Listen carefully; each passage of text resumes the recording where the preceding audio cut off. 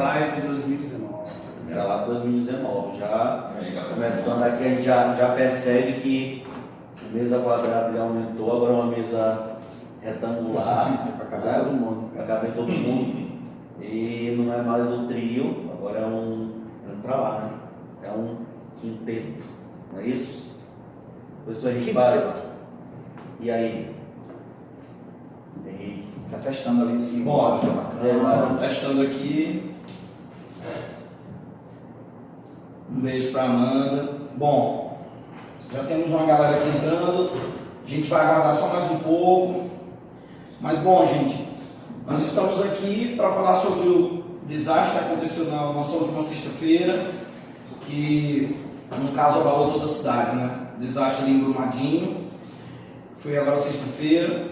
E também lembrando do desastre que já tinha acontecido, que está com 3 anos e 2 meses, que foi o desastre em Mariana, né? E eu estou aqui com o Manos na Veia, com o quinteto em nova formação, versão 2019, que, cara, eu estou confundindo aqui, eu estou ouvindo aqui, agora eu sei o que é ser da Globo, eu estou ouvindo minha voz falando. Bom, gente, e eu vou intermediar esse debate, eu vou estar conversando com vocês aqui o tempo inteiro. Já estamos com 42 pessoas na live, 44 agora. Um beijão para vocês, tá bom? Nós estamos aqui nesse horário para entregar o melhor conteúdo para vocês. Então, Manos na Veia, que é esse quinteto maravilhoso, pessoas de altíssimo nível, competência, simpatia, carisma, charme, elegância, só não tem beleza, tá bom? Mas o restante tem, de sobra. Tem André. Então, vamos começar, beleza? E eu quero fazer a primeira pergunta para o professor Álvaro. E aí, galera, beleza? O professor Álvaro Maio, quer dar uma saudação para a galera primeiro? Tudo bom, galerinha? Beleza? Bom, então eu quero perguntar para você, professor Álvaro, por que Minas Gerais? Olhando para lá. Bem, galera, com relação a Minas Gerais, dentro do processo de ocupação territorial do Brasil, ainda no período colonial, avise se tiver o som aí. Não, tá ok. Beleza? Foi descoberto ouro na região sudeste, primeiramente em São Paulo, em 1995, mas logo depois em Minas Gerais. Isso vai levar a uma corrida de ouro, né? Ou seja, a população se desloca, inclusive europeus, pessoas de outras províncias, tá? E principalmente Portugal também. É interessante frisar que em menos de um século a população da colônia cresceu 11 vezes, de 300 mil para 3,5 milhões de habitantes. E interessante é que a mineração nesse momento virou uma atividade eixo. Por quê? Você não precisava minerar para ganhar dinheiro. Você podia, por exemplo, criar gado, né? Você tem a corrente de ocupação do pastor bovino, a corrente agrícola também, a rede comercial que se forma e a mineração. Né? Os mineiros seguiam os rios, os veios dos rios, também as regiões rochosas, que os professores de geografia com certeza vão explicar melhor essa questão da riqueza, né, mineral da região. E foram surgindo várias pequenas e médias cidades no interior de Minas Gerais, devido a todo esse afluxo de pessoas e essas atividades acessórias à mineração. É importante frisar, inclusive, que isso é um ponto crucial da questão. Por quê? A densidade demográfica. Por exemplo, o Pará, que também é uma região de mineração, não tem essa densidade demográfica, essa quantidade de pequenas e médias cidades.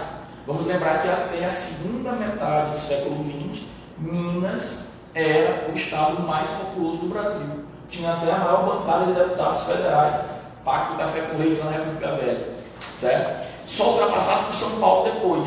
Então essa densidade demográfica, essa quantidade de cidades ligadas à mineração vão ser um ponto fundamental da questão, beleza?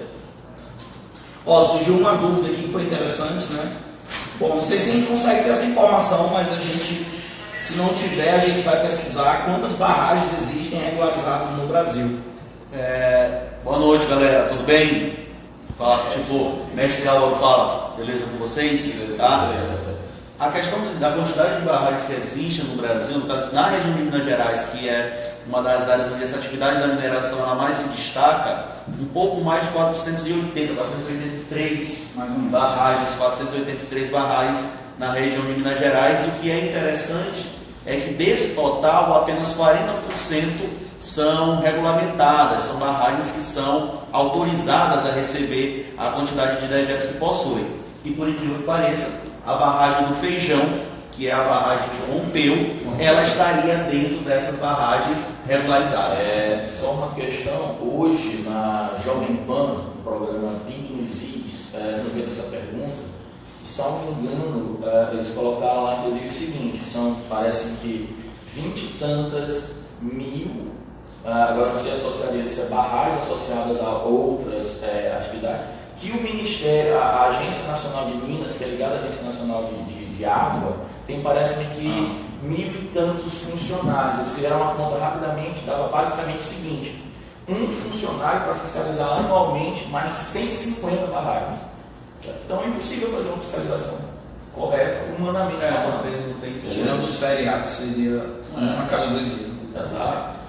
E aí, se a gente for pegar até o gancho do que o mestre Álvaro já colocou, a questão de Minas Gerais, porque essa importância da questão da mineração na região de Minas Gerais e também no estado do Pará e fronteira aqui com o estado do Maranhão.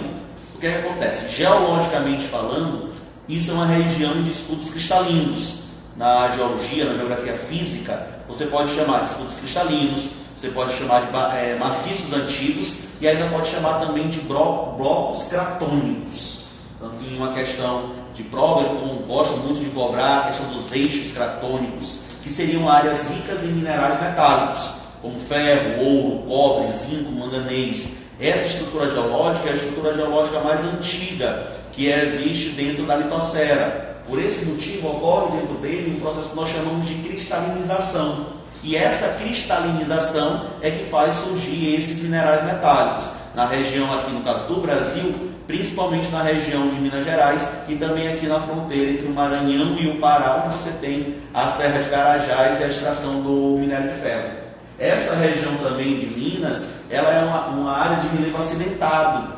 É uma área ali formada, você tem proximidade de Serra do Mar, Serra da Mantiqueira, Serra do Espinhaço, então é uma região de relevo acidentado, que é uma área de nascente de rios. Lembra que nessa região você vai ter, por exemplo, em Minas, no norte de Minas, a nascente do Rio São Francisco. Então, quando você tem uma situação como essa, o rompimento da barragem, uma das primeiras colocações que foram feitas, uma das primeiras perguntas que foram feitas foi: vai ter algum rio que vai ser atingido? Eles fizeram logo a comparação com o incidente de Mariana. Isso, com o Rio Doce. Mais ou menos.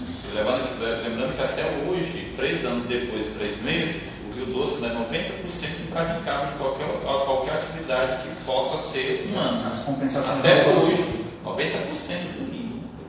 Olha só. Até porque ficaram devendo muito, né? Muita ação. Que ficava, houve um plano, na verdade, entre a Vale, o Ministério Público, o Meio Ambiente, que era um ajustamento de conduta pós-acidente de Mariana. E pelo que a mídia formal anda colocando, menos de um terço, tecnicamente, disso foi feito. O que eles fazem é o seguinte: aquilo que é caro para a empresa, eles estão protelando, eles estão enrolando. Tudo que o prefeito de Mariana foi a público, foi fazer, inclusive, foi dar ajuda lá em Brumadinho, né? E ele deu uma entrevista falando isso, que a Vale tem enrolado muito o processo de compensação ambiental e por isso as pessoas também acabam sofrendo as consequências. Lembrando que a empresa também envolvida, sabe, na Samarco, Porque a Vale é acionista. Lembrando que em época de crise econômica, né, essas empresas elas têm um discurso, né, que é justamente o discurso de que vai pesar muito a questão da operacionalidade desse tipo de intervenção que sai caro, e quem vai sofrer é a própria população, porque elas vão ter que fechar a atividade, vai gerar desemprego, correto? Então esse discurso, no caso, de aumentar custos. Então aí, cara, é a questão da ética, né? Com certeza. Mas aí, a gente está falando da Vale, né, HP? Mas... Pois é, falando da Vale aqui, né? A gente estava evitando até agora, mas tocou no assunto. Então, eu queria saber o que é a Vale, para explicar para a galera, né? Quem é a Vale nesse cenário nacional? Elvis, meu amigo Elvis. Vamos lá, pessoal. A Vale é uma empresa que ela surgiu como uma empresa estatal, né? No período de Getúlio Dornelles Vargas. Porém, a gente sabe que Getúlio Vargas teve 2 momentos de governo, né? A era Vargas, primeiro governo, e depois o segundo, onde veio o suicídio que a gente conhece. Porém, a Vale ela foi instaurada em 1º de 1942, ou seja, dentro do Estado Novo. E ela faz parte de um projeto maior, desenvolvimentismo, de nacional desenvolvimentismo, que é iniciado por Getúlio e é tocado em frente por JK, e o regime militar segue. Nós vamos barrar ali no período de Collor e Fernando Henrique Cardoso, que é o momento de neoliberalismo do Brasil. Então ela surge dentro desse contexto, né, de nacional desenvolvimentismo do Brasil com Getúlio. E aí, lembrando que era a Companhia Vale do Rio Doce, que na década de 90 é privatizada e passa a ser chamada de Vale. Então, Lembrando a privatização, abril 90, Collor, FHC. É o período que o Brasil abraça o neoliberalismo. Perfeito. É bom esse toque que o professor Elvis deu, porque muitos alunos pensam que a questão do liberalismo começa com o FHC, quando na realidade é Collor. Beleza? Com o PND, Plano Nacional de Desestatização, ele objetivava privatizar 60 e tantas empresas, privatizou só 18 porque sofreu o processo, né, de impeachment. Era uma época, inclusive, Reagan, Margaret Thatcher, é um fenômeno mundial, né, essa questão da diminuição do Estado naquele momento. Lembrando que o Brasil ainda é muito tímido, né? Lembrando Reagan, Thatcher, 80.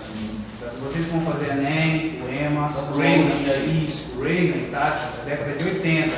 Brasil é 90. Então, o nosso neoliberalismo só chega na década de 90. Mas porque é nessa década de 90 que o Brasil vai começar a passar pela... Ele vai ter primeiro, na década de 90, essa questão da redemocratização, que vem a eleição do Tancredo Neves, aí vem a questão...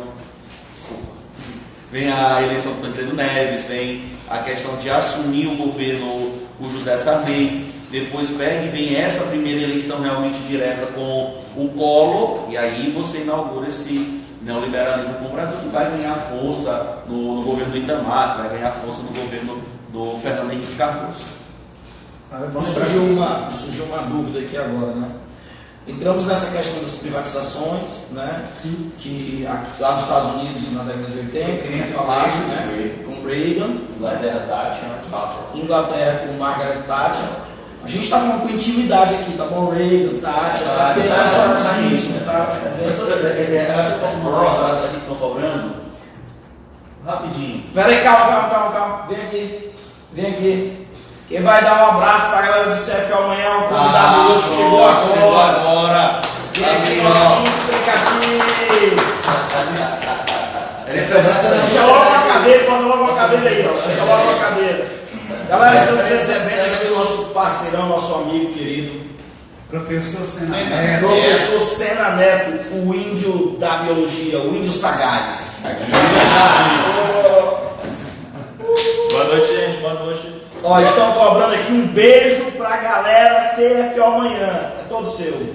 Galera CFO, toda manhã aí, unidade com um super beijo, um abraço aí. Amanhã tem de novo, central de treinamento, viu? Um abraço, gente. Ó, abração pra galera da Colômbia aí, ó. Aqui, ó. Coração pulsando. Bom, Agora, então, detalhe, eu acho que tu manda abraço pra turma da manhã e não manda pra da noite, vai gerar ciúme. Mas é porque eu acabei de sair da turma à noite, lá ele já ficou no abraço. bom, galera, contínuo aqui, ó, voltando. Estávamos falando do liberalismo, né? E aí, depois, a gente tem ali com o Fernando Collor, lá em... Fernando Collor não temos intimidade, é nome e sobrenome. Na década de 90, depois FHC e tudo mais. Eu me lembro que o Fernando Henrique Cardoso, quando ele iniciou a onda de privatização do governo dele, ele criou as agências reguladoras.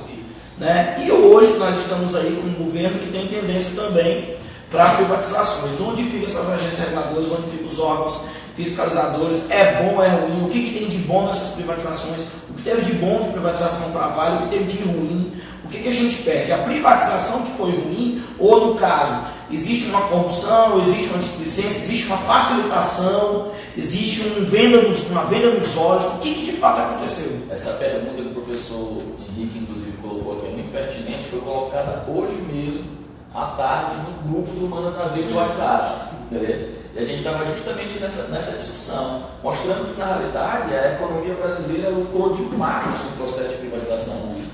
Não só o produto ofertado ao brasileiro, eu citei até o exemplo eficiência da Telma, a valorização do real, essa valorização, um produto muito melhor ofertado, com qualidade, certo? O lucro que o Estado vai ter, essas empresas vão aumentar bastante. E o processo de privatização tem que ser percebido justamente nessa questão da fiscalização. E aí é que entra o fator humano, esse é que é o problema. Ou seja, tem que haver uma fiscalização correta, tem que haver uma regulamentação correta dentro das agências. Porque não dá para você apenas fazer bonito teoricamente e não praticar. E a privatização, ela evita também a questão do desvio do dinheiro público no momento que aquela empresa pública está sendo administrada por quem não quer administrar. E aí eu estou dizendo que é certo, não seria certo privatizar para acabar com a corrupção. O certo era ter uma administração para ter eficiência no caso. O motivo correto é a eficiência. Mas olha, é claro que a questão humana ela vai entrar aqui nessa discussão o tempo todo, porque a gente tem até uma experiência larga dos termos brasileiros e entender que praticamente em todas as atividades, quer sejam públicas ou privadas, no Brasil ainda temos um déficit muito grande dessa eficiência, né? Dessa eficácia. Então, é preciso, claro, tocar nesse assunto. Mas eu queria trazer para a discussão o professor Senna Neto, claro, que veio aqui dar sua contribuição técnica. A primeira coisa que quem está procurando saber sobre o acontecido, de fato, quer narrar, é por que a lama? De onde vem essa lama? Né? Por que uma barragem para esta lama? E o que é essa lama? Né? Eu quero dizer para você que está acompanhando que aquilo ali é o lixo, é o resíduo de todo o processo de transformação da mineração, especialmente ali da Vale e das suas terceirizadas, relacionadas, claro, ao minério de ferro, que é um dos mais abundantes no Brasil. A gente está falando da região do quadrilátero ferrífero, né, Rodrigo? Como o Rodrigo lembrou muito bem, a região ali de escudo cristalino. Então, o ferro é o nosso elemento principal, né? O Brasil tem hoje uma das maiores capacidades, brasileiras, e contribui para a economia, para a macroeconomia. Agora veja bem, você está lá refinando, extraindo o melhor produto possível ali daquele ambiente. Só que você tem um resíduo. E esse resíduo, como é um contaminante do ambiente, ele precisa ser descartado. Então eles criaram um mecanismo de descarte, que é uma lagoa de decantação. Então eles criam um tanque onde esse resíduo ele é colocado junto com água. Então basicamente você tem o quê? Ferro, sílica e água. Basicamente, grosseiramente falando, seria isso. Só que o que eles fazem? Eles criam diques, que eles chamam de barragem amontante. Então eles fazem um dique, começam a colocar o material e assim que chegar na capacidade daquele dique, o que eles fazem? Ampliam o dique. Então eles estão acumulando resíduo em cima de resíduo. Imagina o seguinte, você tem um quintal, você abre um buracozinho ali no quintal, vai colocando lixo.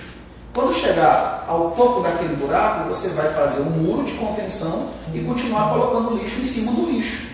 Tá? Então é mais ou menos isso que acontece naquela região. É um dos métodos mais baratos, porém mais inseguros. Nós temos, por exemplo, um descarte a seco.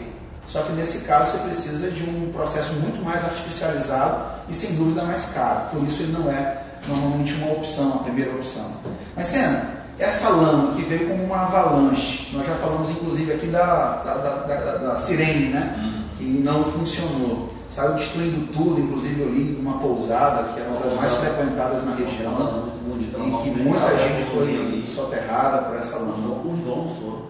Senna, isso, os donos, né? Eu vi o caso de uma menina de 16 anos, que estava no primeiro emprego dela na pousada, 2 meses trabalhando lá, alegre por conta do emprego, e ela está desaparecida, né? Já 60 mortos já. É eufemismo, né? É eufemismo. Ontem, na verdade, quando eles divulgaram o número de mais de 250 desaparecidos, eles já colocaram que é praticamente impossível ainda ser já modificado de vida, né? Senna, esses materiais da mineração, como é que eles vão influenciar no nosso dia a dia após esse acidente? Na verdade, como se constroem esses diques, como o professor Saulo falou, está relacionado com 3 parâmetros que tem que ser observado. Primeiro, tem que ser observado analisado o parâmetro ecológico, qualidade ecológica, a vulnerabilidade ecológica, a qualidade ambiental e a vulnerabilidade social. Nesse caso, nós tivemos aí, nós vamos ter consequências diretas, que são os mortos, né? A perda ali da fauna e flora da região, mas os maiores problemas vão vir depois. Mais ao vivo. Mas vamos lá.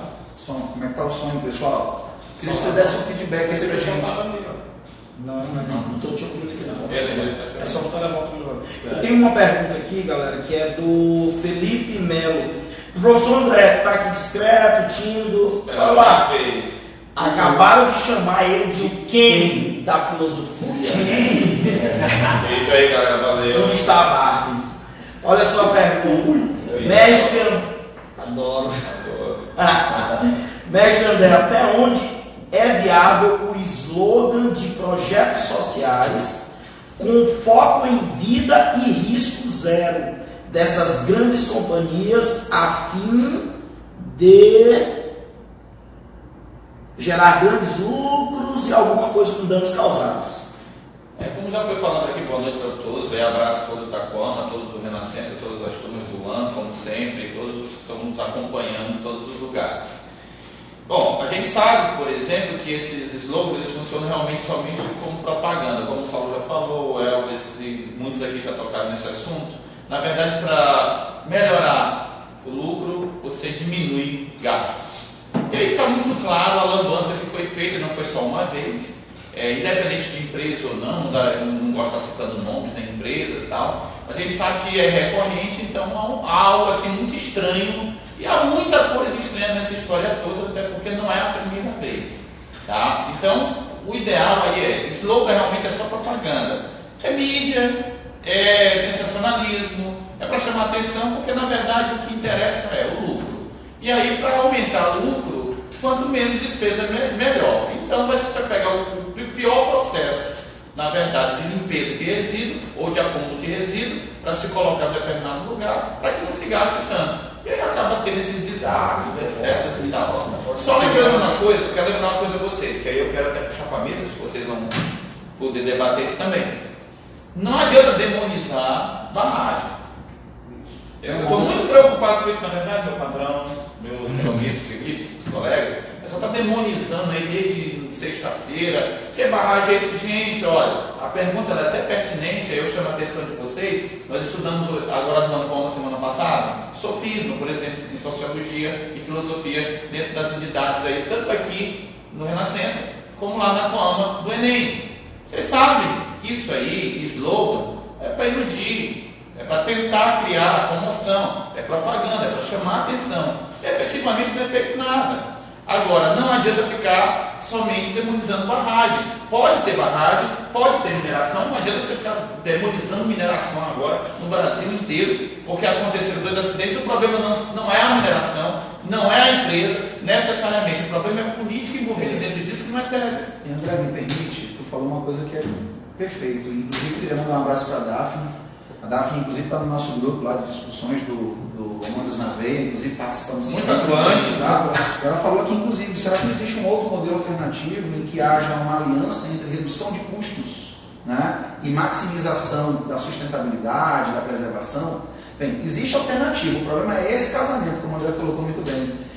Reduzir custos e aumentar a segurança é uma coisa que, infelizmente, ainda não combina nesse caso. E lembrando que boa parte dessas grandes empresas multinacionais que vêm investir no mundo subdesenvolvido, ela vem também em função disso. Do baixo custo, mas também baixa fiscalização. E eu ia chegar nesse ponto, da visão grosseira mesmo da coisa, da flexibilização das regras. A política ambiental ela é frágil. Só para você ter uma ideia, Cianó, 10% do PIB do estado de Minas Gerais vem da mineração. É muito. Tanto que acontece? O próprio governador eleito agora de Minas, que está aí agora com um conselho de tudo, ele foi um dos que mais defendeu a flexibilização das leis ambientais. E desde o governo passado, vamos lembrar, né, Pimentel, vem sendo flexibilizado. Assim, essa conta já vem de muito tempo. Tá? E olha só, uma coisa que me causa eu fico muito preocupado com algumas coisas às vezes. O governador, o Zema, e o Alcumar, que é o prefeito de Brumadinho, me chegam na TV dizendo assim: a gente tem que rever os protocolos de segurança internacionais. Porque a empresa, né, a Vale, por exemplo, colocou recentemente para ser feita uma auditoria, viram a segurança da barragem, ela foi atestada como segura por uma empresa alemã. Mas aí que está a questão, como tu falou muito bem, a política. Eu não estou entendendo mais. O problema não é a barragem, o problema não é o lixão, o problema, na verdade, é como essas políticas de contenção de resíduos eles vão funcionar, porque elas funcionam na teoria de um jeito, mas na prática é outro. Por quê? Porque há essa flexibilização demasiada. Né? Só para você ter uma ideia, o TCU, a outro órgão ligado ao governo federal que trabalha especificamente com barragens, eles apontam, por exemplo, que você tem aí ó, no estado de Minas, né, algo em torno de 400 a 500, né, 500 barragens, mas você tem ali algo em torno de 20% que estão irregulares, que estão instáveis. Isso é preocupante. Porque eu também estável. E aí o que acontece? Quem são as empresas que fazem essa auditoria? Quais são as empresas que fazem esses relatórios autorizando a manutenção dessas barragens? Porque o que acontece hoje é que você tem o lobby da mineração, que está sendo muito discutido, inclusive, no Congresso há 10 anos. E agora vai ser um caralho de lobby. Juntando o que tu está falando, o que o André falou, o problema não é a barragem, não é a represa. O problema é o lobby ou então até mesmo o desleixo. Se a gente for lembrar de Chernobyl, ali o caso não foi politicagem, foi desleixo.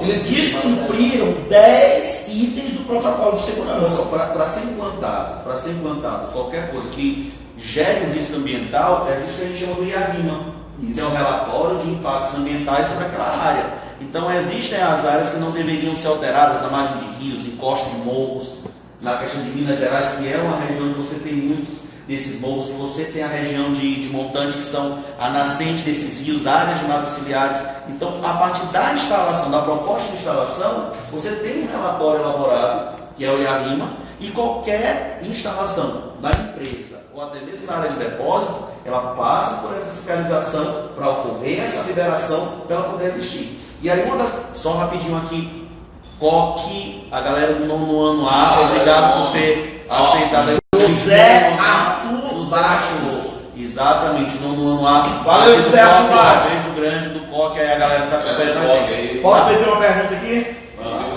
Tem várias já, né? Se eu acumular aqui, a galera vai...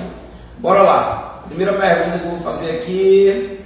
Fizeram uma pergunta aqui recentemente, eu achei interessante. Eu desconheço o tema, né? Mas eu achei interessante. O Instituto ANA não é muito pequeno para muitas barragens? A ANA é a Agência Nacional de Águas, no caso que estão falando, né? É fiscalização a partir do IBAMA, projetos, mas o dado que eu acabei para falar de muita a gente. agência de mineração é atrelada ao ANA. E eles juntos têm apenas 1.000 e tantos funcionários. Para fiscalizar. Não só barragens, como outras estruturas. Então, Daria essa média de um funcionário para 176. Foi o dado até que eu percebi hoje. 176 quer dizer, como a gente falou, seria uma fiscalização a cada 2 dias. Uma fiscalização tem que demorar muito mais. Para uma barragem, em 2 dias. E de outra pergunta aqui, deixa eu te interromper, pessoal. Do nosso Sena Neto, nosso querido Sena Neto. O Wellington Souza perguntou: qual vai ser a consequência biologicamente, Sena Neto? Quais são as consequências? Tu pode até falar a curto, médio e longo prazo. Biologicamente, o ecossistema vai mudar, as doenças. O que isso vai, de certa maneira, atingir ali aquela região, de certa maneira? Sim, como eu estava falando, quando você vai analisar uma barragem dessa, é analisar a qualidade ambiental, a vulnerabilidade social e a vulnerabilidade ecológica. O dano direto já foi causado. Perda de flora, perda da fauna, né? Próprio o manancial, né? As mortes já ocorreram, 60 mortes já confirmadas. Né? Tanto de pessoas quanto de animais, fauna e flora. O problema direto agora é o social, né? Mas agora, a longo prazo, vai vir doenças, né? Porque vai reduz o número de peixes, vai reduzir drasticamente o número de anfíbios, o número de insetos vai crescer. Esses insetos terminam proliferando doenças que as fêmeas, a grande maioria, são hematófagas, né? Então, a curto prazo, de modo direto, né, a perda material, social, as mortes, a médio e longo prazo, muitas doenças ainda. E quando tu fala sobre doença, é local ou pode chegar assim a nível nacional? Pode chegar, porque dependendo da resistência do inseto, né, esses insetos hematófagos, o plano de voo, o diâmetro de voo deles está cada vez maior. Né? Então isso termina afetando também outros ecossistemas que estão na proximidade. E se a gente pensar na questão da posição geográfica da região de Minas, O norte de Minas é região sertão. Se a gente pegar a questão do sertão nordestino, já a vulnerabilidade da população do sertão nordestino em relação à falta de infraestrutura, isso acaba causando até questões sociais mais graves em relação E outra, tem a questão também do Rio São Francisco. Isso, porque um dos rios que podem ser atingidos por esses dejetos, ele é um afluente do São Francisco, e como eu e Saulo já destacamos aqui, é uma área de montante, então a tendência é essa lama vai para o afluente leva a água para o São Francisco, e esse São Francisco vai para cortar a área do Sertão Nordestino de Feijão, que vai para Paraupeba, a lama já chegou a Paraupeba deságua no São Francisco, que é a estimativa. Na verdade, o governo tecnicamente não tem nem estimativa, a gente não sabe nem qual o impacto real no mar. Chegou ao São Francisco, bate no mar mais uma vez, e quando essa lama chegar no mar, ela vai intensificar ainda mais os efeitos por 3 anos. Eu quero só puxar uma coisa aqui. Eu escutei o presidente da Vale, o Fábio Schwartz, falar. Ele veio a público dizer uma coisa que eu fiquei ainda mais preocupado. Que dessa vez o impacto ambiental seria menor, o impacto humano é que seria maior. Eu não entendi. Uma coisa vai ser ruim, mas não vai ser tão ruim quanto a outra. Não, mas e desde quando assim pessoas morrerem é menos ruim do que você contaminar a fauna e flora, etc e tal. Eu não consegui entender essa declaração até hoje. E teve outra fala também dele, o presidente da Vale, foi o seguinte: não, a gente não deve se preocupar tanto porque o depósito era de sílica. Porra! E a sílica, ela na indústria, por exemplo, da construção, a sílica ela gera um pó durante o processo de manipulagem, e esse pó ele afeta o sistema respiratório. E aí? Já no estado líquido lá na lama, o que ele pode causar dentro desse processo do ecossistema? A gente chama na biologia, na fisiologia, a famosa doença dos interadores, né? Silicose, né?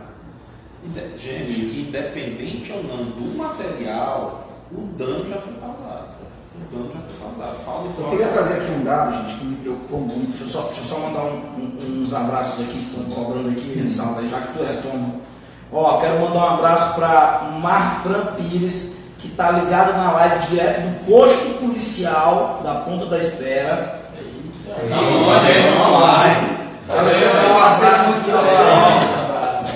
Mila Assante, muito fã de Senna Neto. Wellington Souza, boa Senna Neto. Ti Santos, só quero um salve de André, disse que ia mandar. Então, André, Ti Santos. Tchau. Paulo Lisboa, só um salve de André e de Elvis John. Beleza. Da Fundação Bradesco. E o José Arthur aqui, que está um verdadeiro fã-clube do Dia de Sucesso. José Arthur, bem lembrado, o professor Dia de Sucesso estará conosco aqui na próxima live. É muito querido, é um professor que compõe a equipe do One também, tá bom, José? Vamos trazer ele aqui, sempre que ele tiver disponibilidade, ele é um rapaz bastante ocupado, ele estará aqui conosco também, tá bom? Vai lá, Saulo, pode retomar o seu raciocínio. Vamos lá. Bem, há muita gente se perguntando por que Minas está sofrendo tanto com essas rupturas, né? Claro, primeiro porque tem uma concentração de barragem gigantesca graças à mineração, né? Mas isso, a teoria hoje que é defendida e que sem dúvida nós vamos ter ou de forma conclusiva ou a afirmativa disso, né? A manutenção dessa ideia ou não, é que houve um conjunto de pequenos tremores com a má conservação das barragens, o que é preocupante. Por quê? Porque você tem 20% das barragens preocupantes, instáveis. Se você for ver, então, elas já estão instáveis. Se você tiver mais tremores, se for assim confirmado, né? Se você tiver mais tremores, você pode ter novos desastres. E lembrando que se for relacionar só a questão dos tremores, se é uma área de escudo cristalino, é uma área mais resistente, é uma área de estabilidade geológica. Então os tremores podem atingir essa região? Podem, mas não com uma intensidade tão grande assim para poder provocar essa ruptura. O que eu ia trazer, HP, é preocupante porque casa muito bem com o que o André levantou, a ideia da política e a eficiência política, né? Por exemplo, no caso que eu peguei aqui, uma empresa mineradora de lá chamada Anglo American, né? Ela derramou 492 toneladas de polpa de minério de ferro, certo? Num córrego e trouxe toda uma contaminação. Ela foi multada em 72 milhões de reais. 72 milhões de reais. E a licença de operação passou a ser cassada. Quer dizer, abriu um processo de cassação dessa licença. Só que aí começou o lobby político, a empresa começou a fazer as suas negociatas, e aí na justamente de conduta e tal, fato, ela não teve a licença cassada, ou seja, ela não deixou de ter operações. Sabe o que aconteceu? Um ano depois, no balanço da empresa, ela fechou com um lucro líquido de 3 bilhões de dólares. Ela pagou uma multa de 72 milhões de reais e teve um lucro um ano depois de 3 bilhões de dólares. Perdão. E o detalhe é que o lucro dela aumentou em relação ao ano anterior ao acidente. Então veja, eu fiz uma enquete no meu Instagram perguntando se for comprovado que foi um crime ambiental da Vale, se alguém vai responder judicialmente e vai ser preso. De quem participou, tive mais de 600 pessoas participando, 82% disseram o quê? Não. Ou seja, a gente não tem credibilidade quando a justiça é voltada para grandes empresas ou para pessoas poderosas economicamente. Puxou o questionamento do porquê Minas Gerais. Né? E tocando no que o André já tinha colocado, essa questão política, o lobby muito forte, tem uma outra coisa muito importante aí também, que é essa questão dos royalties. Tá? A Vale foi privatizada e se estabeleceu a lei dos royalties, que acaba acontecendo. Muitos municípios hoje de Minas Gerais dependem dessas empresas. 10% do Estado, né? Com o acidente de A gente pode falar também que a política depende, que essas empresas também participam do processo eleitoral, a legislação é voltada para isso. Quando o acidente de Mariana aconteceu, imediatamente se instaurou uma sindicância para ampliar o processo de segurança das empresas. E na comissão de mineração, o deputado João Vitor Félix, ele fez um levantamento, fez a ampliação das instruções sobre segurança, as multas iam ampliar tudo, e ele fez uma profecia. Ele disse que ia acontecer um outro acidente com Mariana. E ele disse que ele já estava sabendo que os deputados do PMDB, que hoje é MDB, iriam votar contra, já estava praticamente estabelecido, e ele, inclusive, tem a gravação disso, ele dizendo que seriam os culpados. E depois, o deputado do MDB, deixa eu pegar aqui só para lembrar o nome, o Leonardo Quintão, do MDB, até as questões do mensalão, foi comprovado que ele recebeu 2 milhões de reais. E o projeto não passou. E qual é a discussão? Qual é o argumento dos deputados do MDB para votar contra? Os empregos. Só lembrando, uma curiosidade, você que é aluno do ano, principalmente, a curiosidade é tudo, né? Você sabia que o prefeito de Brumadinho, do Partido Verde, Ironia, né? ironia, meu irmão! Queria nem ir. Gente, peraí, deixa eu só te falar uma coisa aqui, ó.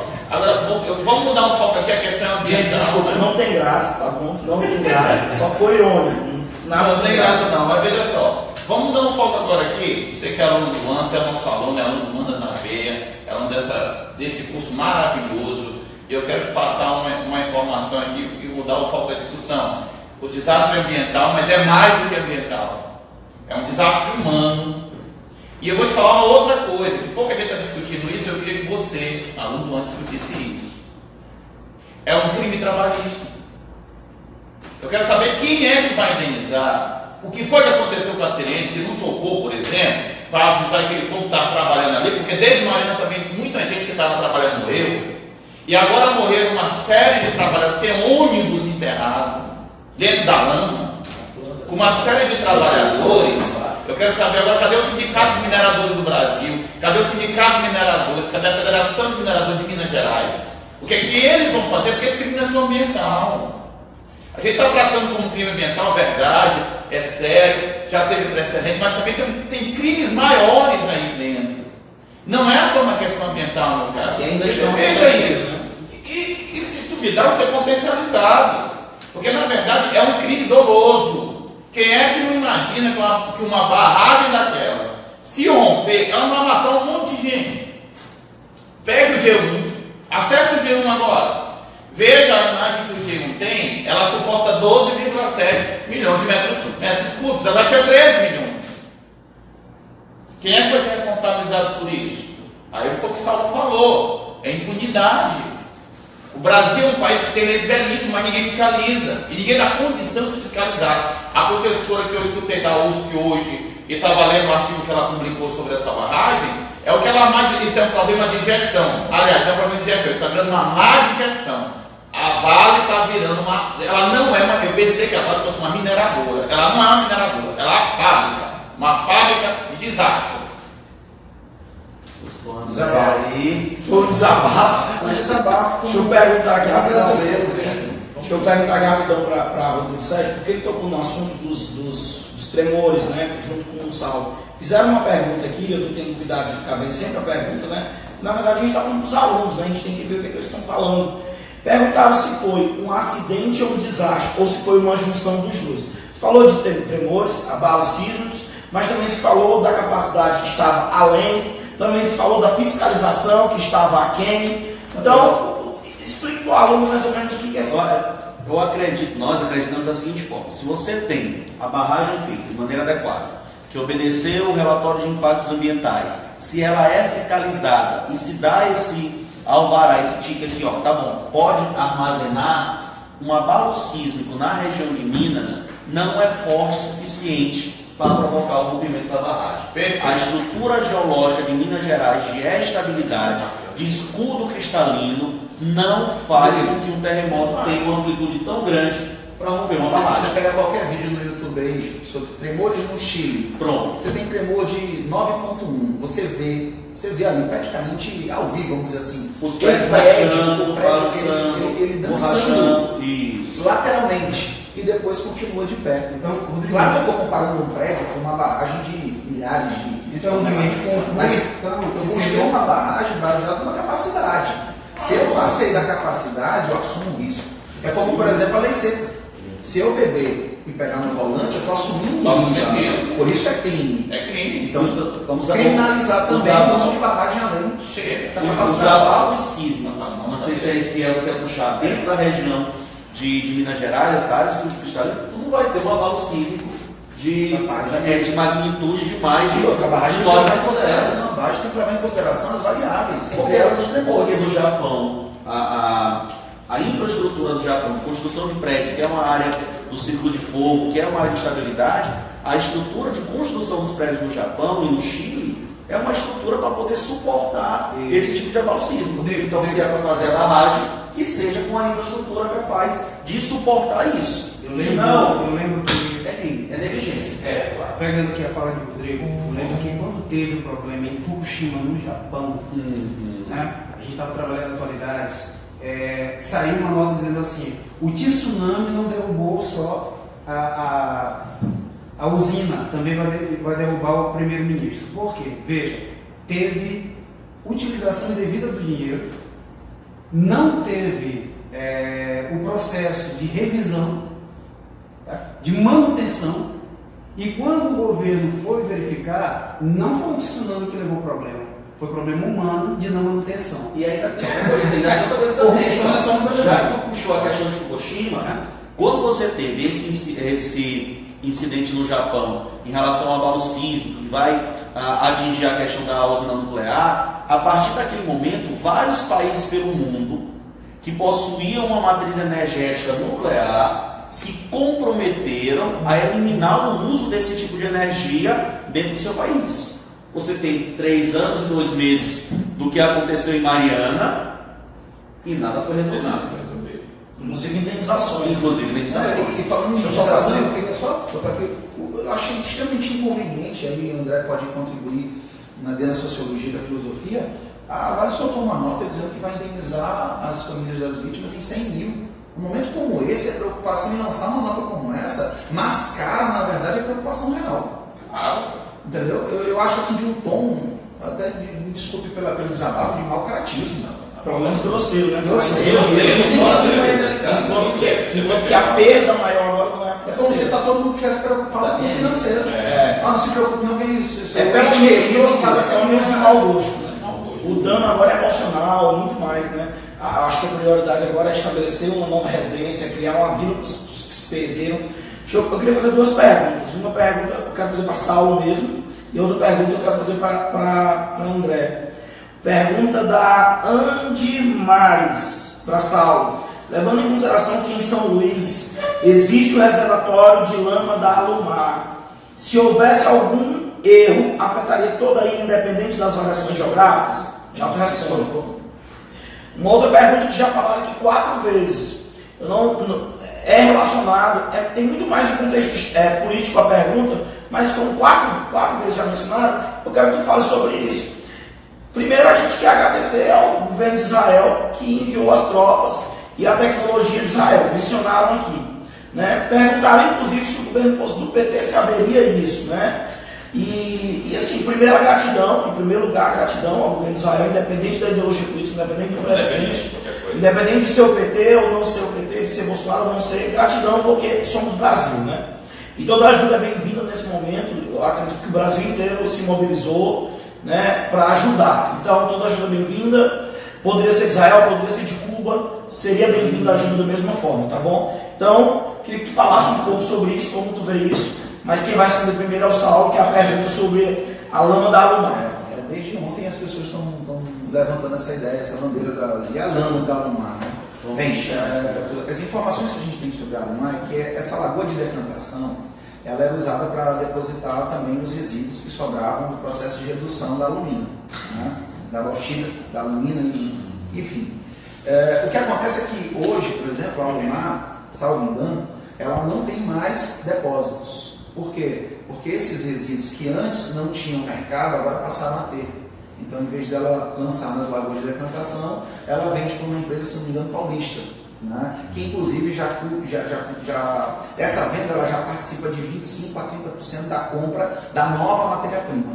Então isso de certa forma já é um princípio de sustentabilidade. Né? Isso inclusive tende a evoluir mais ainda porque a Alumar parece que vai voltar a investir, a Alcoa e todo o conjunto de participantes vão voltar a investir na Alumar. Bem, esse é o primeiro ponto. Segundo ponto, a gente tem que lembrar que, assim como o Rodrigo lembrou, a Minas e o Maranhão eles têm uma característica fisiográfica bem diferente, que é a questão do relevo.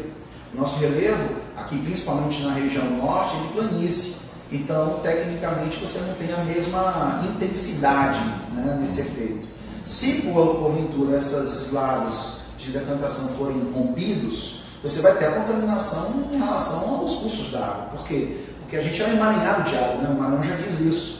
E se quem já sobrevoou ali no momento de aterrissagem a região do Distrito Industrial, da Alumar, da Ambev, sabe que ali você tem muito córrego e principalmente muitos mangues. Então o dano vai ser um dano no ecossistema marinho principalmente. E pior, no mangue, que é onde eu tenho o berçário da vida marinha. Então se esses contaminantes, que são extremamente preocupantes, vierem a cair sobre o mangue, a gente vai ter um impacto na fauna, na flora, na pesca. E lembre-se que o nosso estado depende muito do extrativismo através da pesca e da coleta, no caso do caranguejo. E lembrando que aquele trecho lá, tu tem o Rio dos Cachorros. E o Rio dos Cachorros já foram feitos pesquisas nele que mostraram o alto índice de contaminação desse Rio dos Cachorros. É a mesma preocupação na história de Mariana e de Brumadinho agora. Porque a gente fica preocupado com o poder de contenção de material. A gente fica preocupado com as paredes. Só que uma das coisas que pouco se discute, sabe o que é? A infiltração. A drenagem que foi feita, porque isso é de difícil manutenção, de difícil avaliação. A gente fica preocupado em segurar toda aquela lama, mas a gente não sabe o quanto dela está infiltrando, gerando contaminação, inclusive, nesses lençóis freáticos. O Rio dos Cachorros foi até uma das primeiras pesquisas que a gente fez na universidade, e a gente está falando de 2000. No ano 2000. E já tinha sido ali diagnosticado com altos índices de poluição dentro desse Rio dos Cachorros, nessa região. E nessa fala de Saulo, o mangue vai funcionar como o estanque de tudo, né? Infelizmente vai ser utilizado com a sua função secundária. E aí entra um tema, vai se sacrificar, né? Vai sacrificar para a barragem. Quando você tem o mangue ele suporta o tsunami, o terremoto. Ele é um amortecedor. Ele é um amortecedor. Né? No caso aí do Brumadinho, você tem quantidade de lama por hora. E lembrando que esse amortecedor é extremamente sensível a essas mudanças, né, de salinidade, de potencial ali da água. Se você mudar aquilo ali, meu amigo, o mangue perde. Quanto a questão do. Só um foco também, mas porque O tempo já O está. tempo já tá. A questão da proximidade. Galera, olha só, nós estamos a 50 minutos ao vivo, tá bom? E eu quero, antes, nós não vamos encerrar agora, já que todos os professores vão falar, mas eu já quero agradecer a participação. Em nenhum momento a gente ficou abaixo de 60, né? A rotatividade aqui deve passar dos 500, então em 50 minutos a gente ficou sempre acima dos 60. Obrigado aí a todos. Pode falar agora. A questão sobre Israel, eu até estava fazendo uma brincadeira hoje, vindo dentro do carro, comigo mesmo, desse poxa, o negócio no Brasil está tão difícil que o pessoal está abandonando uma faixa de Gaza e vindo para o Brasil. Olha que ponto nós chegamos. Tá? Aqui já está mais perigoso do que lá por causa de barragem. Mas veja só, essa aproximação, desde a posse do Bolsonaro, na verdade, ela já existe, né? O Benjamin veio aqui, né? Foi representante de Israel. Antes de você fez uma visita a Israel. E é interessante em caso da pergunta que o aluno fez, porque assim, se fosse a linha da esquerda, mais comunista, ela está mais distante dos Estados Unidos, que na verdade é um aliado também de Israel dentro desse contexto, e aí agora nós aproximamos mais dos Estados Unidos e de Israel em função também desse tipo de política, que é muito parecida, essas relações internacionais que são muito mais próximas. E aí isso trouxe até uma simpatia do governo. Quando foi eleito Bolsonaro, ele já veio fazer uma visita, na posse também já tinha seus representantes aqui, tá? E isso, na verdade, fez com que essa simpatia virasse até o quê? Cooperação internacional. E aí, quando veio esse desastre, a primeira coisa que foi oferecida, pelo menos que eu li já na sexta-feira na madrugada, foi que o governo de Israel mandou um comunicado dizendo que se disponibilizava a trazer seus drones e seu pessoal que é especializado em busca, ultrassom, tá? Que aí eles conseguiriam até 30 metros de profundidade, identificar corpos, identificar algo, né? Qualquer onda de calor. Tecnologia semelhante ao que foi utilizado lá no caso do resgate dos meninos. Dos meninos lá das cavernas da Tailândia também. E aí essa aproximação é muito interessante e gera muitos frutos, na verdade, porque tecnologicamente nós já temos a possibilidade dessa aliança com o Nordeste. Foi prometido E está alinhavado, na verdade, né? O Nordeste era um grande alavancador da economia brasileira, se Deus quiser, nós estamos aqui. Que Deus, né? Nós nordestinos, prognóstico para que nos próximos 5, 10 anos o Nordeste retome um destaque de centro econômico no Brasil. E essa aproximação é muito interessante ver já a partir até da própria vitória do Bolsonaro, da aproximação dos Estados Unidos. E essa simpatia é muito bem-vinda, de passar. Eu só queria chamar a atenção no caso, porque um aluno colocou a questão do PT e o que a gente vê hoje dentro das redes sociais é a questão de culpabilização de dois lados, né? A polaridade política. Só uma dica, evite isso, por exemplo, caso, que é uma questão interessante, meio ambiente, cai uma prova de redação, né? Com certeza você vai citar as informações, citar governo, mas tentar evitar essa questão de politização dentro da prova. Porque às vezes o corretor da prova, ele pode achar que essa ideologia e tirar pontos. Então é bom evitar. Porque, lógico, tem a ideia, as pessoas da esquerda dizem, bem, beneficiou o setor privado com as privatizações e o Bolsonaro vai fazer as privatizações. Então a culpa é dos caras. Mas o PT governou 13 anos, a Vale era do PT, então vamos evitar esse tipo de processo. Mas quem privatizou a Vale? Porque isso não é interessante. Então, os argumentos são interessantes. eu acho que é muito escorregadio a gente falar de política nesse debate. Gente, a culpa política que a gente está colocando aqui não é quanto a partido político, é quanto políticas públicas. Tá? Esse lobby entre empresas que é extremamente escorregadio, né, entre empresas e governos é que acaba transformando tudo numa lamaçal. Não vou nem falar pizza, vou falar lamaçal, literalmente. Está rolando na internet, né, um print de um decreto que a Dilma anunciou, né, transformando acidentes em barragens como um acidente ambiental. Né. E até que vocês falassem, né, porque tem toda uma justificativa por trás disso, que é a facilidade com o FGTS e tudo mais. Porque tu tocaste no ponto sobre política, e aí não podemos esquecer que o lance da fake news é recente ainda.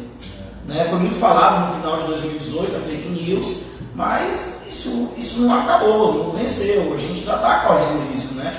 falaste, né, para a gente não correr o risco de tocar isso em sala de aula, em redação, para não partidarizar, para não bipolarizar. Na verdade, o Brasil ainda...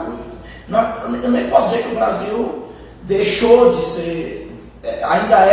já é bipolarizado. Na verdade, até antes de Bolsonaro era único. Né? A gente nem sabe se Bolsonaro, de fato, é separado, é diferente. Né? Ainda é muito novo para a gente saber o que é Bolsonaro. Nós não sabemos o que é Bolsonaro. Né? Não existia esse bipartidarismo, existiam duas ideologias que no final andavam juntas, né? Tu falaste quem privatizou foi o Fernando Henrique Cardoso, mas quem governou foi o PT, o de Lula, o Dilma. Então não adianta a gente falar de política agora. Quem faz o gol é a bancada do Então nem adianta a gente culpar ou entrar nesse argumento. Não é essa a questão do partidarismo. Mas eu queria, Álvaro, que tu falasse, né, sobre esse valor. Se você for lembrar, por exemplo, do Código Florestal, nós tivemos uma mudança no Código Florestal. Por exemplo, se eu for falar de partidarismo, a Dilma vetou boa parte das mudanças que o Congresso queria impor.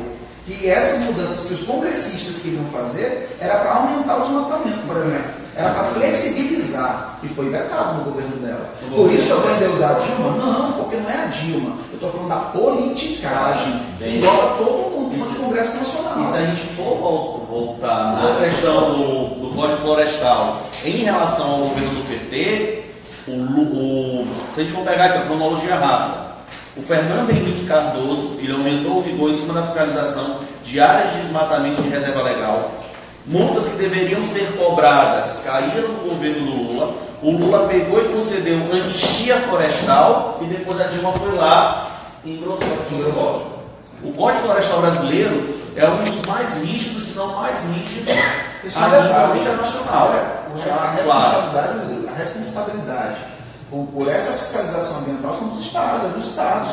Entendeu? Então não esquece o governo federal, porque apesar da gente ter toda essa normativa, quem exerce o papel de fiscalização, de liberação de licença, é no âmbito estadual. E aí, uma das coisas que na mudança lá do Código Florestal estava se discutindo, que o Congresso queria exatamente que a força expressa pelo governo federal fosse reduzida para a esfera estadual. Para quê?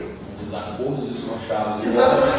Por exemplo, Minas, tu acha que o governo de Minas vai contra a mineração? Se 10% do PIB dela depende dessa atividade? Foi na Assembleia Estadual de Minas que barraram a lei que ampliava o imposto. Exatamente. Bom, então, para fechar, responsabilidade compartilhada. Responsabilidade da empresa, que é quem executa o trabalho, responsabilidade do governo, que é quem fiscaliza o trabalho exercido, e, claro, sem dúvida, a responsabilidade de todos os órgãos ambientais, que também estão aqui adjacentes à questão da fiscalização estadual, que é o IBAMA. E vamos chamar essa galera também de sindicato, para começar a ver essa questão trabalhista, muito periculosidade alta, está virando um problema. Está nascendo um grande problema aí, que a gente também tem que aprender a discutir isso pelo ponto de vista trabalhista de todos esses estados.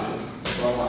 Galera, para encerrar, que a gente fizesse aí com 2, 3 palavras, uma mensagem para o aluno, né, sobre dica de estudo dentro da sua área, dentro da filosofia, dentro da história, dentro da biologia. Uma mensagem curta mesmo, de 10 segundos.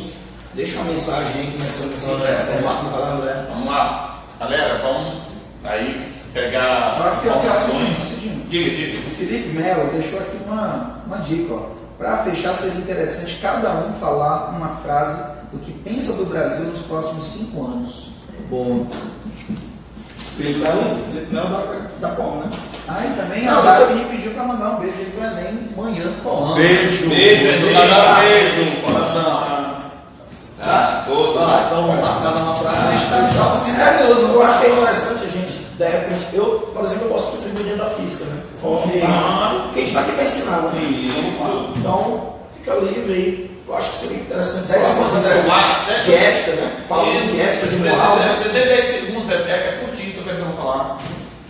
Daqui a 5 anos, eu espero que o Brasil tenha uma quantidade menor de manchas, principalmente de lama. Tá? E aí, olha, essa questão, dá para aproveitar, você que é aluno, ética, a parte principalmente das regras morais aliadas a essas questões ambientais, precisam ser seguidas e principalmente fiscalizadas. Um abraço a todos. Beijo no coração. Tchau. Bem, galerinha, com relação à frase dos próximos 5 anos, eu penso em reconstrução nacional nós sabemos que é complicado, mas que teve ali um pacto político pelo Brasil e justamente acabar essa questão da politicagem, ou pelo menos tentar conter, beleza? Com relação ao conteúdo aqui exposto, o Suel já até colocou, dá uma olhada principalmente na questão da era Vargas. Seria interessante, por exemplo, pegar um Boris Fausto para falar dessa ampliação do Estado, ampliação das estatais, e depois dar uma olhada justamente nos governos da nova república, principalmente Collor e FHC, o Estado mínimo e as legislações que vão surgir a partir daí, né, com relação à questão do ambiente e da sustentabilidade industrial. Bacana. Mais cena. Em relação ao conteúdo desse acidente, em relação à biologia, pode-se analisar as doenças, né, relacionadas aos insetos, que com certeza irão prevalecer, e também em relação à sucessão ecológica secundária, porque aí houve, né, um desastre. Então, geralmente, depois do desastre, né, a fauna e a flora vão tentar se recompor ali de modo natural, então há observância de uma sucessão ecológica do tipo secundário. Tá bom? E a frase é que a gente não pode ter mais lágrimas de lama, né, no país, e as palavras são a reconstrução e união, realmente. E aí eu acrescento também mais uma palavra aí no sentimento: equilíbrio.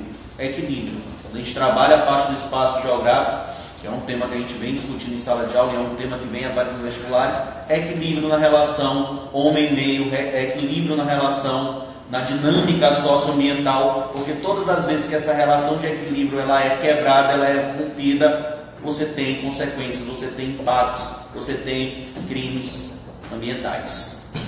Equilíbrio. Eu acho que nos próximos 5 anos me dá um vazio, porque segundo os últimos dados, se eu for reavaliar as barragens, a gente vai precisar de pelo menos 40 anos para fazer algo eficiente. 40 anos. Então em 5 anos, a palavra que fica é descrédito, descrente, vamos dizer assim, em relação a essa política de contenção e sustentabilidade. Então para combater isso, eu acho que o movimento social, André, sairia muito forte. Você evocou aí, por exemplo, a questão trabalhista, e a gente vê os sindicatos preocupados com emprego e renda, mas não estão preocupados necessariamente com a qualidade do trabalho que está sendo, né, efetivado. Então eu falo movimento social, vamos ser mais ativo, né? E é exatamente essa também a função dessa live. E infelizmente muitos sindicatos também estão aparelhados, né? Turminha, em relação ao conteúdo, dentro do contexto que nós estudamos na live, desenvolvimentismo e neoliberalismo. Senta para dar uma olhada na diferença, que aí tem muita coisa para estudar. Tá? Em relação aos 5 anos, vamos ver. Independente de partido, porque o AN e o Mandas na Veia não tem partido, nós sabemos que há muito tempo nós vivemos numa lama moral. Né? O nosso país vive numa lama política e agora numa lama material. O que eu espero é que desses 5 anos que vem a gente não tenha mais essas lamas, nem morais e nem materiais. Né? E isso não depende de presidente, isso depende do nosso comportamento nas nossas casas, na nossa escola, né? No dia a dia, ser pessoas melhores para poder melhorar esse país. Bom, galera, sobre dica de estudos, né? A gente sabe que nem sempre cai muito sobre matriz energética, né? Esse é um primeiro ponto que eu quero chamar a atenção. Nós temos represas para a construção de usinas hidrelétricas e ainda assim não dão conta de tudo que a gente precisa. Isso, inclusive, é um fator que impede muitas empresas internacionais de virem para cá para o Brasil, que é a instabilidade das nossas matrizes energéticas, né? Inclusive, quando a gente fala em ambientalismo, também existe também ali uma resistência ao investimento da energia nuclear, das usinas de energia nuclear, tá bom? A usina eólica ela não é tão barata porque ela não tem a mesma capacidade de geração como a usina hidrelétrica. A solar também é a mesma coisa, né? As usinas termoelétricas, elas são poluentes. Então, para onde a gente vai, a gente tem ali uma resistência, a gente tem uma dificuldade, a gente não consegue ter só lucro, a gente sempre tem uma perda, né? Então, quando a gente fala das usinas elétricas, as represas, as barragens ali também, a gente também fala de riscos também, tá bom? Com relação a peixes, que você não falou, com relação ao homem ribeirinho, enfim, com relação a tudo isso, é um tema recorrente, sempre caiu no Enem, pode cair também esse ano. Uma outra coisa que cai muito no Enem é sobre a água. Estou falando da física, mas também das outras matérias. A água é o nosso bem maior. A gente tem que tratar a água não como um meio, mas como algo que pertence à nossa vida, tá bom? Eu acredito que se nós entendermos que a água é fundamental para a vida e a gente tratá-la como ela merece, nós vamos preservá-la, nós vamos cuidar das fontes, nós vamos cuidar das nascentes, nós vamos cuidar para que o lixo, o esgoto não vá para o rio, não vá para o mar. Nós vivemos em São Luís, onde nós temos uma praia que nós não podemos banhar boa parte do ano, ela é imprópria para banho, porque nós não cuidamos da água, né? O professor Saulo falou sobre os mangues, daqui de São Luís, Senna falou que os mangues servem como barreira.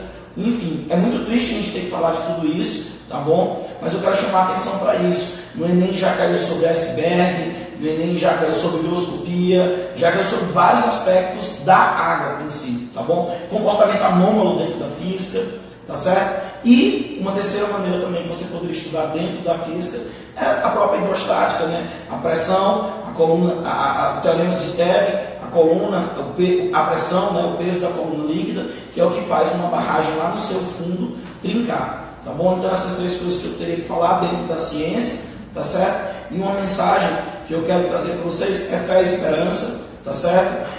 O Brasil, ele só vai mudar se nós mudarmos, tá bom? E quando eu falo mudança, eu não falo mudança no voto, eu falo mudança de cultura mesmo.